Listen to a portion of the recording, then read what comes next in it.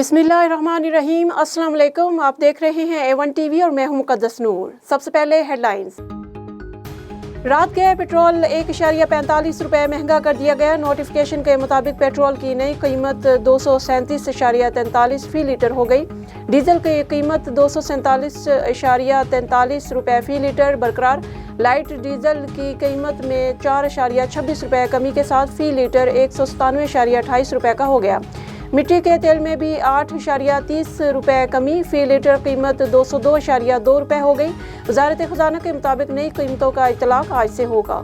पंजाब में सस्ता सरकारी आटा 49 से बढ़कर 65 रुपये फ़ी किलो हो गया। सब्सिडी वाले 10 किलो आटे के थैले की कीमत 648 रुपये, 20 किलो आटे के थैले की कीमत 1295 रुपये मुकर्रर। पंजाब में सब्सिडी वाले आटे की नई कीमतों का इतलाक़ आज से होगा। मुल्क के बेशतर इलाकों में महंगा होने के बावजूद आटा आसानी से दस्तयाब नहीं। सिंध में आटे की किलो रेटल कीमत 65 रुपये मुकर्रर कर दी। 10 किलो आटे की एक्स मिल कीमत 640 रुपये हो गई। न्यूयॉर्क में मौजूद वज़ीर-ए-आज़म की ज़ेर सदारत सैलाब से मुताल्लिक़ इजलास। वज़ीर-ए-आज़म को सैलाब मुतासरीन के लिए किए गए इक़दामात पर ब्रीफिंग दी गई। शहबाज शरीफ का कहना था 2 लाख खैमों का आर्डर दे दिया गया है। सैलाब से मुतासरा इलाकों में ग़िज़ा अद्वियात की कमी नहीं होनी चाहिए। वज़ीर-ए-आज़म ने हुकाम को हदायत की कि खुराक के दुरुस्त आदाद व शुमार दें ताकि अक़वाम मुत्तहिदा में भरपूर अपील करें। बिजली के बिल देखकर होश उड़ जाते हैं, लोगों में लावा पक रहा है। खौफ है ऐसे हालात पैदा न हो जाएं फिर लोगों को रोक न सकूं। चेयरमैन PTI इमरान खान की मुल्की मईशत पर डिजिटल मुबासे में गुफ्तगू। कहा सियासी अदम इस्तेहकाम मईशत की बहाली में रुकावट है।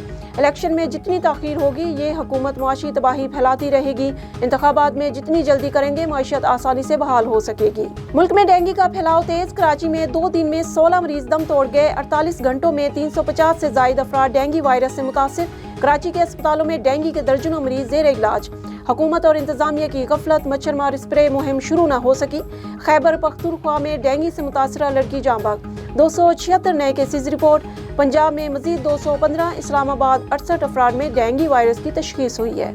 हेडलाइंस आपने जानी। मजीद खबरों और अपडेट्स के लिए देखते रहिए A1 TV। A1 TV, सब पे नजर, अंदर की खबर।